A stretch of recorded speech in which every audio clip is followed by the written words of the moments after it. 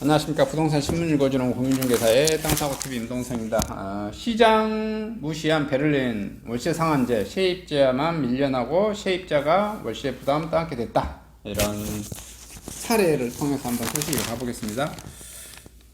세입자를 돕자는 월세 상한제 취지가 좋았죠. 월세를 낮추긴 했지만 집주인이나 임대회사들이 월세집 내놓기를 꺼리게 됐습니다. 그 바람에 월세가 구하기 어려워진 세입자들이 교회로 밀려났고요. 집주인과 세입자 모두가 손해가 됐습니다. 독일의 주택시장 전문가인 콘스탄틴 홀로디닌 독일경제연구소 연구위원은 최근 번지 화상 인터뷰에서 월세 상한제를 실시한 충격으로 베를린 시내 월세 공급이 57.5% 거의 60%가 급감했다고 말하네요. DIW는 90년 역사를 가진 독일의 대표적 싱크탱크이고요. 홀로디린 박사는 2005년부터 DIW에서 주택시장과 빅데이터를 연구하고 있는데요. 베를린의 3인당 녹색당 좌파 등 좌파 연립정부 지방정부가 지난해 2월 23일 시행에 들어간 월세 상한제는 극약 처방이라는 평가를 받습니다. 2014년 이전에 지은 집의 월세는 5년간 동결하도록 했고요. 표준 임대를 제시해 그보다 20% 이상 비싼 월세는 강제로 낮춰버렸어요. 그는 상한제 적용 대상인 주택의 월세가 미적용 주택보다 11% 하락하는 효과가 거뒀고요. 2014년 이후에 지어진 새 집이나 그 이전에 지어졌더라도 완전히 수리한 집에 대해서는 월세 상한제를 적용하지 않는데 이런 집은 베를린 시내 월세집 4%를 차지합니다. 그는 문제는 집주인이 월세 수입을 예전만큼 기대하기 어려워지자 시장의 월세집 공급이 절반 이하로 줄어드는 현상이 발생한 것이라고 했고요.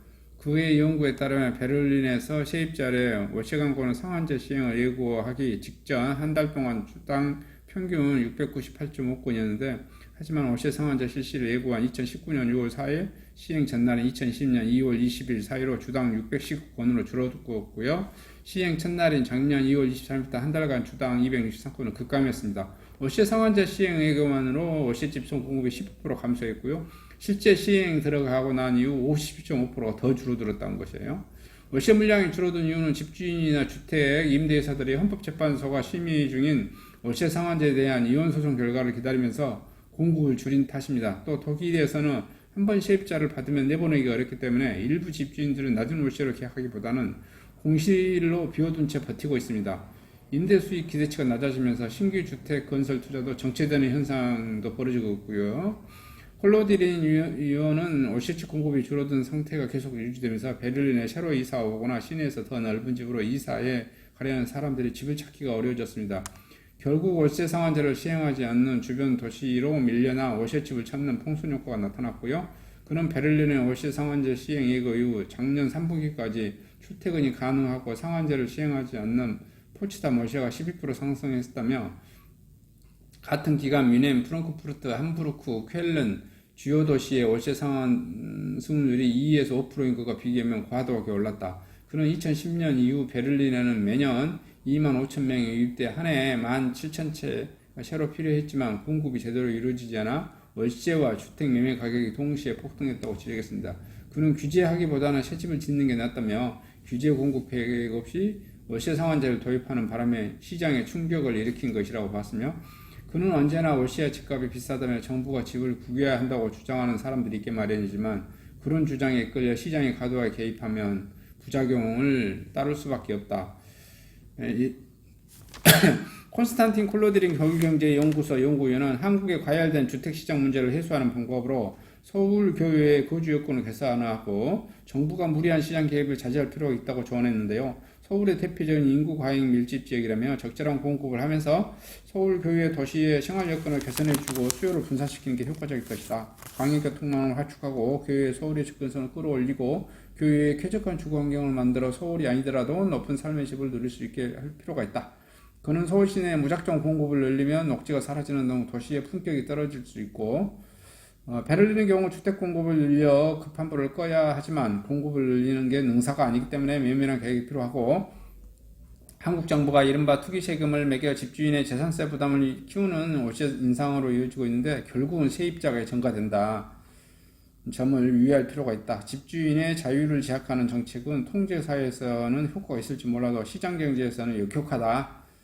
베를린에서 체결되는 월세 계약만 살펴보면 상한제를 규정대로 지키는 경우가 4분의 1에 그친다. 월세를 편법으로 덜 낮추거나 몰래 추가 월세를 받는 경우도 많다는 얘기고, 시장을 통제하려는 쪽은 소수지만 통제당하는 쪽은 수백만 명인데 밑바닥 정보가 더 많아 규제를 피할 수 있는 수단을 영리하게 찾는다. 규제가 과도하면 당국이 보지 못한 숨겨진 비용이 발생하게 되고, 그는 집값이 월세가 오를 때 대출 규제와 같은 정책을 쓰면 투기꾼보다 저소득층이 더 타격을 입게 되며 인위적으로 집주인에게 부담을 가하는 것보다 차라리 세입자의 월세를 정부가 일부 보호하는 게 부작용을 적게 하고 있다 라고 보고 있네요.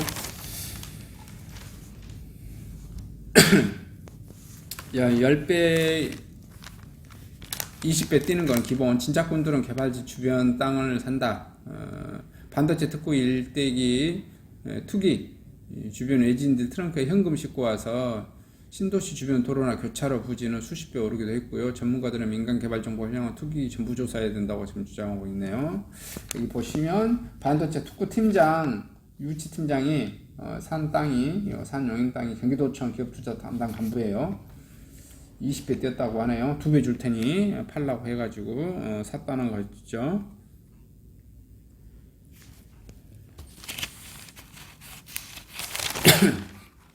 그 다음에 이제 문재인 정부 들어서 서울 공시지가가 가속 스캔들을 일으키고 있습니다. 과거 상승률의 5배에 달하고 있고요. 악소리가 나고 있습니다. 아파트 매매 가격 공시지가 지수는 지금 165.5로 이렇게 있고요. 매매 가격 지수는 2021년 117 정도 되고 있네요. 문재인 정부 출범 이후 가파르게 오른 공시가격 상승률이 43.2%입니다. 서울 아파트 공시가격 72% 올렸고요. 이제 4년간 인상률 14%에 불과하고요. 전국 실거래가 23%가 오르는 동안 공시가격은 43% 이상 끌어올렸습니다. 종부세, 건보료 부담 크게 늘어났고요. 자산현금화의 대응책 마련이 분주하고 있다. 그 다음에 이제 실거래가 비슷한데 세금 수백만원 차이 말이 되냐. 공시가격 집단행동 움직임이 지금 보여지고 있다. 세종시 호리울 마을 공시가격 보면 그렇다라는 것이죠. 그 다음에 특수본 세종시 땅산 전 행복청장 내사하고 있고요. 경찰 LH 전북본부 압수수색에 들어갔습니다. 지금 땅 투기로 이래저래 말이 많고요. 문재인 정부 들어서 어쨌든 계속해서 공시지가 상승으로 재산세가 보유세가 종부세가 계속해서 2배, 3배 오를 것이다. 그래서 아마 선거에 큰 영향을 미치지 않을까. 이번 정부 들어서 세금 때문에 내 재산을 강탈해가는, 내가 피땀 흘려 번 돈에 대해서 재산을 강탈해가는 이런 걸로 이제 인식이 받아들여서 우리나라 인구의 한 뭐 40%가 무주택, 또 한 뭐 50% 넘게가 유주택자인데 유주택자들을 범죄자 취급을 했기 때문에, 또 유주택자들을 범죄자 취급을 떠나서 재산을 강탈해가는 이런 식의 이제 법안으로 해서 아마 과거라면은 이렇게 뭐 밀란이라든지 예를 들어서 총 들고 싸우고 하는 세계 역사에서 이렇게 보면 다 그런 거거든요. 근데 이제 지금은 자유민주주의 국가 제도가 있죠. 선거라는 선거에 의해서 현재 민주당은 보복당하지 않을까 저는 그렇게 예측을 합니다. 아마 지자체장 선거나 대통령 선거에서 민주당이 이 부동산 문제로 인해서 엄청난 곤욕을 좀 치르지 않을까, 아마 정권을 뺏기지도 않을까, 뭐 이렇게 좀 생각을 합니다. 좀 안타깝기도 합니다. 안타깝기도 해요. 반포역 한강변 알짜 흑석 11구역 사업 인가가 났고요. 속도내는 흑석 누타운 11구역 10월 관리처분 총회가 들어가고요. 썸머터 1 1509가구 들어설 예정이고요. 전용 84정도 입주권 17억에서 18억 정도 되네요. 10곳 중 6개 구역 입주 분리하고요. 12,000가구 건립 마무리 계획 단계입니다. 공공재개발 1구역 내달 활성화 이렇게 설명회 가질 예정입니다. 이상 전국 부동산 소식을 마치도록 하겠습니다. 감사합니다.